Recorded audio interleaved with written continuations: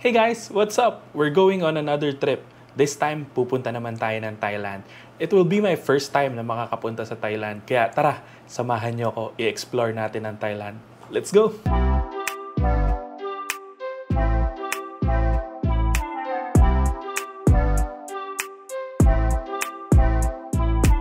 What's up?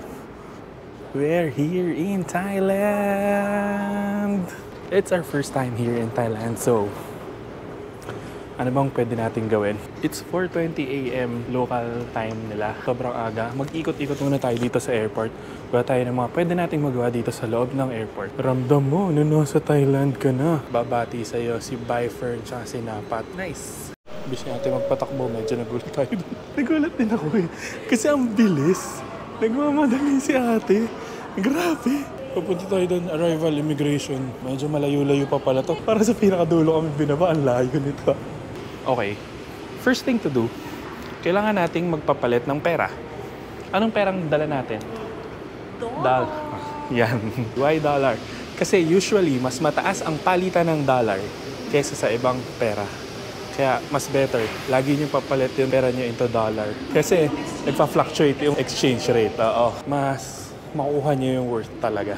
Sayang din yun. Kung 1,000 baht yun, malaki-laki din yung difference na yun, diba? Tapos, bukod sa pagpapalit ng pera, next thing we should do is kumuha ng SIM card. Mas okay na kumuha ka na ng sarili nyong SIM card. Tapos kung dalawa kayo, tigisa kayong SIM card, tapos mag-textan kayong dalawa. Ano kayo, at peace pa rin kayo na makukontak nyo pa rin yung kasama ninyo. Kasi parehas kayong may data.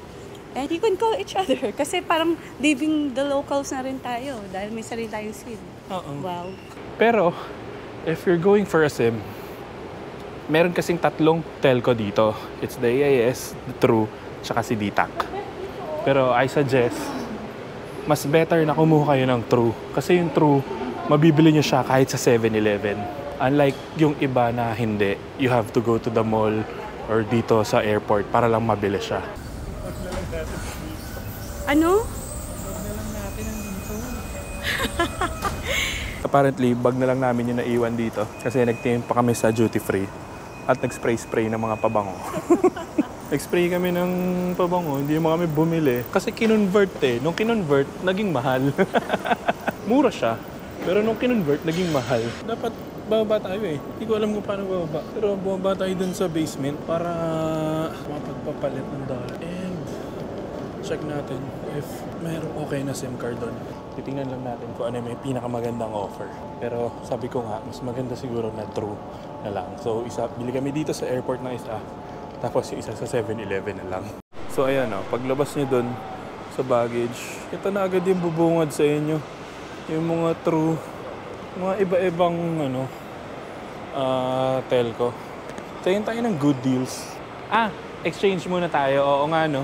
Kasi usually, mga cash yung mga yan. Oo nga pala. Usually kasi cash. Pero tumatanggap naman sila ng card. Pero magko-convert pa kasi. So, mas maganda nga na bumaba na tayo para kumuha ng cash. Yan ang ginagawa mo. Ang saya ng calculator dito. Bababa. Tapos biglang magkakaroon ng straight. Dito na kami sa baba. Pero hindi namin pa rin malaman kung nasan yung mga palitan. Hanapin natin. Ito nga ata yun. Yung mga tabi-tabing exchange. Madaming pili. Kasi zero kami. So pupuntahan muna namin yung... Ito yung tatlong tabi-tabi exchange. Sarado pa isa. Doon yun.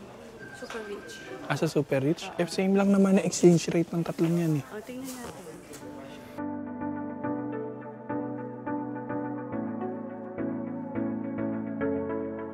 Okay.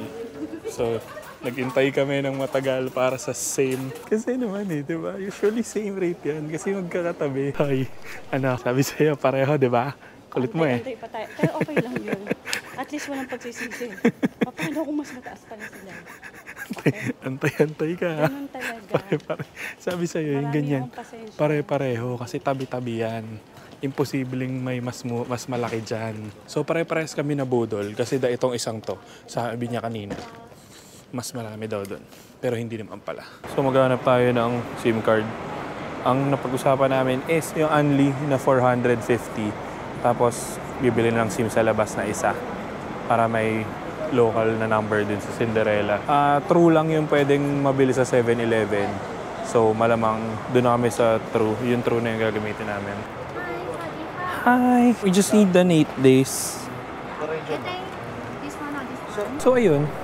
Dito na rin kami talaga bumili sa True. Kinuha namin is yung unlimited na 8 days. It's for 449 baht. Tapos, nag-connect na lang sa akin si Cinderella. Ang plan namin is to get another SIM card sa 7-Eleven para meron din siyang local number. Importante na may local number kayo kasi pag nagsha-shopping kayo, nagkawalaan kayo, ang hirap maghanap. Sobrang importante na may local number so you can call each other. Dito ba tayo? Hindi, naglalakad lang tayo dito at akyat tayo. Manginain tayo. Okay, hindi pa tayo. Okay. Gusto mo na bang lumabas? Oo. Anong gusto mo? Train o Grab? Check mo muna kung Grab how much. If mas mura si Grab, then we'll use Grab or magte-train kami para ma-experience naman namin yung airport train. Kasi hindi natin na-experience yung airport train. Pero kung hassle pala yun, mag-Grab na lang. Ayun, so, dapat mag-Grab kami papunta sa hotel kasi nahase lang kami sa luggage namin. Apparently, kailangan pala namin mag-train. Kasi ayaw nung Grab driver na magsakay ng luggage. Nag-message siya na ayaw niya magsakay ng luggage. So magta-try na lang kami. Try na lang namin yung train. Good luck na lang sa amin. Ay, 3 yung luggage namin. Train. Pero okay din naman. Ma-experience natin yung train. Bibili tayo dito. Papunta saan? English mo. Kaya tayo. Kaya tayo ba tayo? Oo.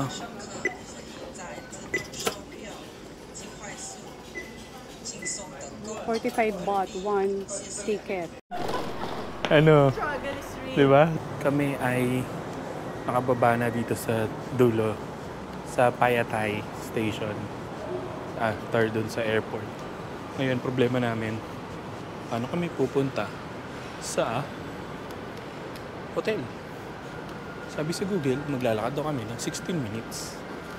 Pero gusto ba namin maglakad ng 16 minutes? Yun ang problema dun. Sabi nung isang taga-train, mag-BTS daw kami. Papunta dun.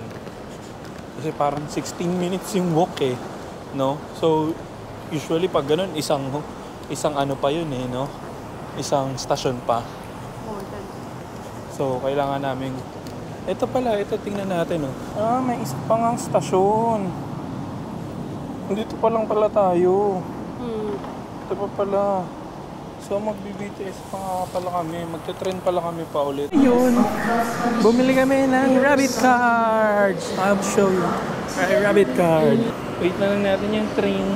Doon pala manggagaling yung train. Ayun parating na yung train. Kaming nasa Taft lang oh. Taft na Taft yung feels. Nakita natin Nadala-dala ni Kuya. Ay, ni Ate. Oo.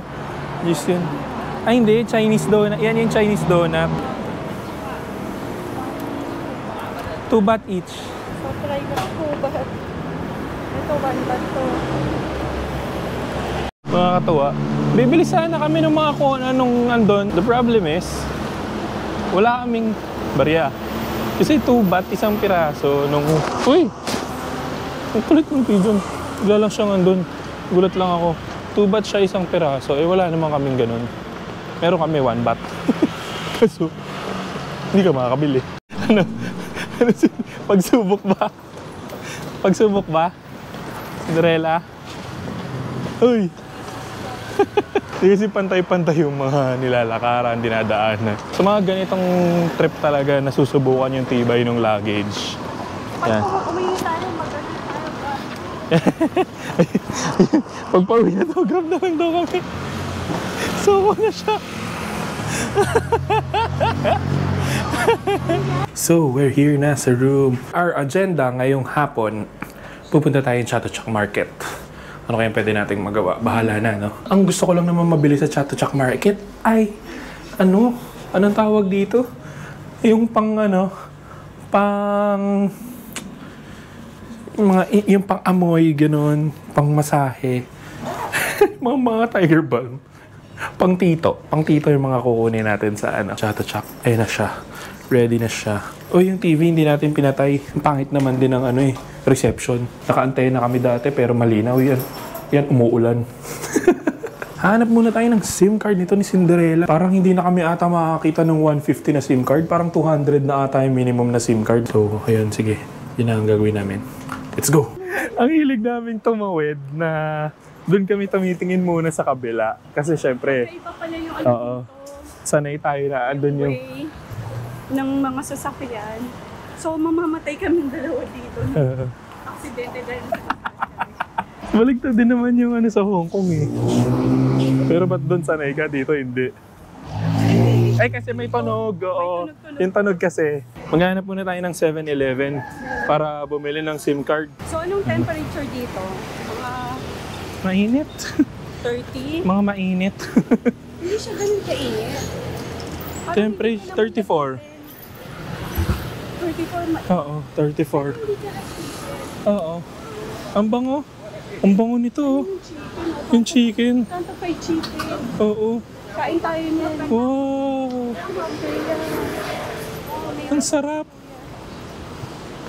Makakain pa rin tayo niyan. Parang ano sa tayang masarap, di ba? Aroy. Aroy. Aroy. Aroy? So yun, nakabili na kami ng SIM card ni Cinderella. Kinuha lang namin is yung, ano yan?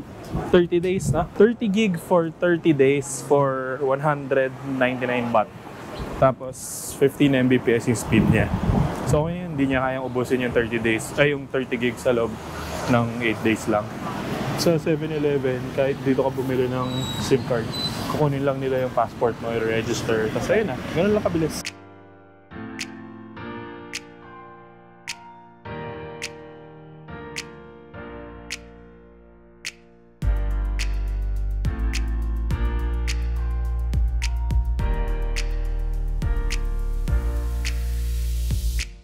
Ito yung map.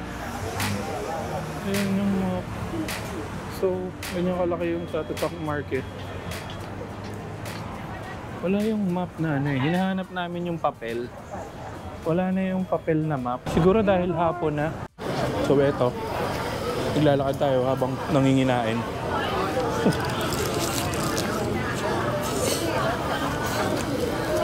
Diyan muna tayo dyan. Dito muna tayo sa loob. Pasok daw kami dito. Manginginain na naman to si Cinderella. Massage daw tayo mamaya kasi nagtanong siya kung saan nakakabili ng pamahid dun sa mga masahista. So, kailangan niya magpamassage mamaya. So, yun. Nahanap pa rin namin kung saan kami makakabili ng mura na poison. Ayun si Cinderella. Nakikipagtawaran. Ayun. Nakuha namin yung mga poison 320 tatlong pack. So, bale mga 100 something isang pack. Hindi namin mahanap yung nagbebenta ng 80 eh. Pumili kami ng parang massage balm. 12 pieces, 380 yung massage balm. Pero kailangan bumili kami ng ng 2 set. So bali marami-rami na yung binili namin. Mga pangregalo na rin. Ito si Cinderella. Parang mas ganda dito. May black inhaler. 100. Oh, diba? I told you. Mga 90 lang eh. Iba yan. Dapat. Oh, yun long. Mas mura. Mas mura dito. Dadaya kami ni ate. Kung ano-ano kasi tinitikman. Di kakatikim ni Cindy kung ano-anong pinamili na. Ito to si Cinderella. Kaya mabilis, sobrang mabilis mabudol. We don't have any money. Maghahanap na daw kami ng food, kaya ito ang unang food na nahanap niyang tirahin. Tara, maghanap na tayo ng food.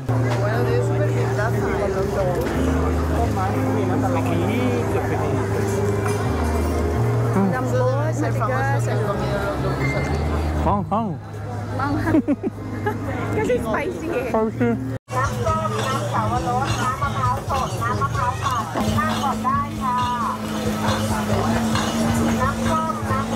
Tara, let's go. Napunta kami dito ngayon. Diba ito yung kanina umagang pinuntahan. Ngayon bukas na halos lahat. Tapos nakabili na ako. Ito. Enoki mushroom na hinahaluan ng cheese powder. 30 baht lang. Tapos meron doon mga tusok-tusok. Mura lang siya, mga 10-15 baht. Try natin din yun.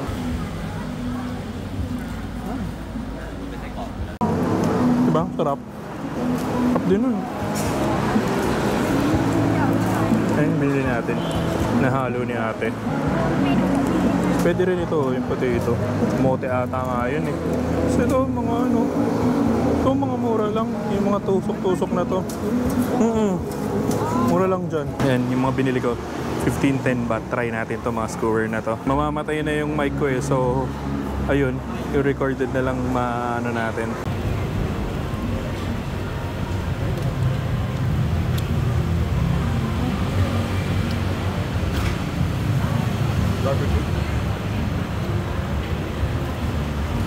Barbecue.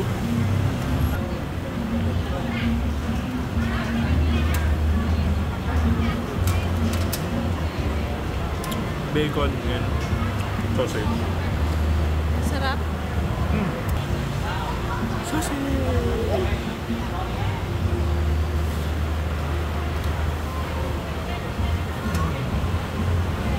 Diba? Sabi sa'yo eh, buhay na buhay dito pag ganitong oras. Hindi siya, ano. Pagod na pero eto naglalakad. Patulog na ako, nakapatulog na. Pagod na daw kami pero naglalakad kami ulit palabas. Uy, liga. Yun. Parang may kuryente yung ano eh, yung tawid. Pero ayun, maghanap kami ng tsinelas. I need slippers kasi wala akong slippers. Ang hirap lumabas ng naka-shoes lagi. Andun lang pala yung alive na ilaw. So medyo, yan, the usual. Pangit yung ano ni GoPro sa gabi. Hanap muna tayo ng tsinelas. Sana makahanap ako ng tsinelas. Tapos meron din dito mga ano, mga tawag dito, mga street food kahit saan. Ito yung gusto namin, chicken. Kahit saan ka pumunta, saan part dito, ang daming mga nagtitinda sa ano, sa kalsada. So, parang hindi ka magugutom. Anywhere, mapapakain ka nga ng mapapakain lalo eh. Kasi lagi mong nakikita yung mga pagkain, eh parang ang appetizing niya lagi. So, syempre, ikaw bilang curious traveler, gusto mong tikman, di ba? Kung ano yung ino-offer. Kaya ayun, ito ang nangyari sa amin. Kumain lang din kami ng kumain. Kahit saan kami pumunta, napapakain lang kami. Medyo madilim. Dapat pa lang dito. Yan. Dito tayo.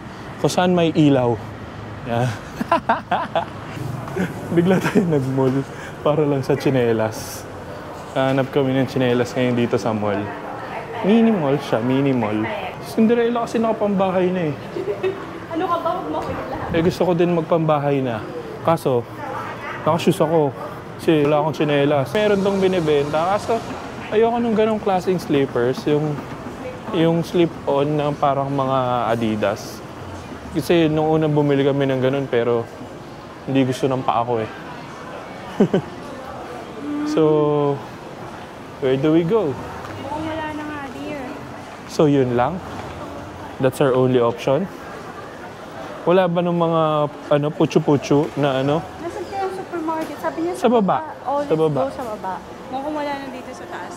Napansin ko sa yung mga ano, artista ng Thailand. Sobrang fan na fan din sila ng mga Koreans. Kaya pala sabi ko, parang nagtitake over na rin dito yung Koreans. Puro mga Korean restaurant na yung nakikita ko. Kasi nga pala, mahilig din sila sa K-pop, K-drama. So, punta muna daw kami ng supermarket para maghanap ng slippers. Pumunta kami ng Century Mall para bumili ako ng tsinelas. Kamukat-mukat mo, itong babaitang to, siya ang nakabili. Tapos ako, wala akong tsinelas na nabili. So, paa pa rin ako mamaya. Ayun. Ngayon, babalik na tayo talaga doon sa... Anong tawag doon? Yung ano doon? Yung street food doon na parang event. Tara, punta natin. Ito mga pansit. Yung mga pansit. Pansit. May pansit na pink. Gusto ko yung chicken na ano. Kanto fried chicken nila kuya. Tingnan mo yun oh. Fishball. Fishball ba yun? How much yun? Grabe yung squid ball na yun. Sobrang laki. Try natin yung malaki squid ball. Ang tawag yung squid ball. 13 baht. Ito na yung ano, gusto ko. Ito. Bili tayo nito. Titikman natin kung masarap. Bumili muna kami ng kape. Liwanag. Liliwanag ang buhay. Bili tayo doon chicken. Talaga ng chicken, tsaka kanin. Dito na kami sa room namin. So ayun, dito na namin kakainin itong mga pinamili namin doon sa mga kung ano-ano. Ayun, so kahit naman pala ginamit ni ate ay tawag dito, instant. Okay na rin. For 20 baht, sobrang okay na to. Magre-reklamo ka pa ba? Murang-mura na yun. If nagkikrave ka ng coffee, why not? 20 baht. Binili ni Cinderella ng tawag dito, roti na may kakaiba.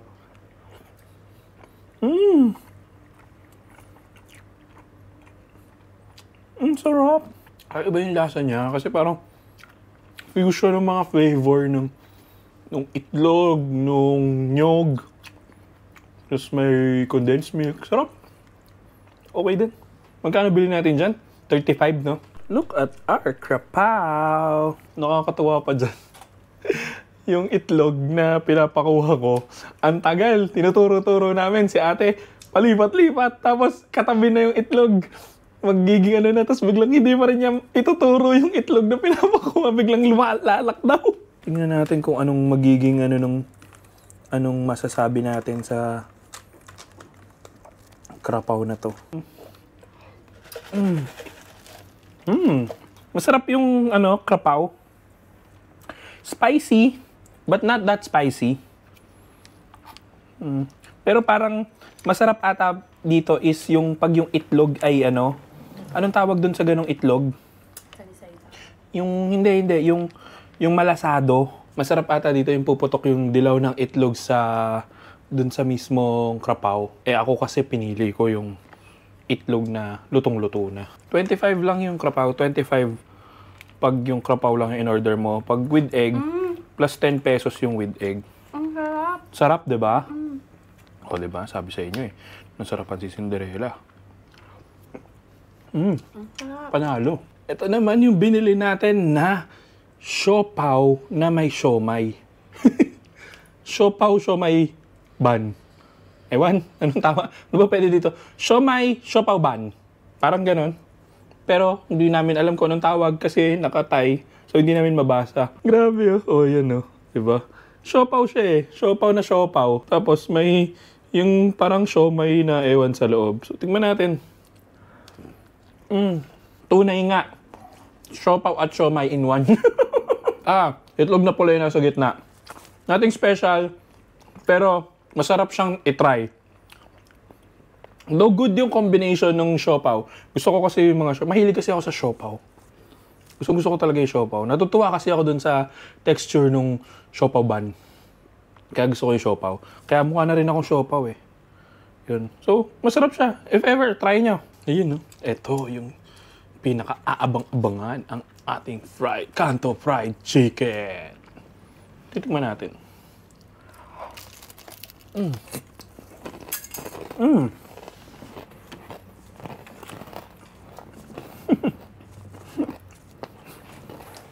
yung Kanto fried chicken, normal fried chicken lang yung ginawa ni ate.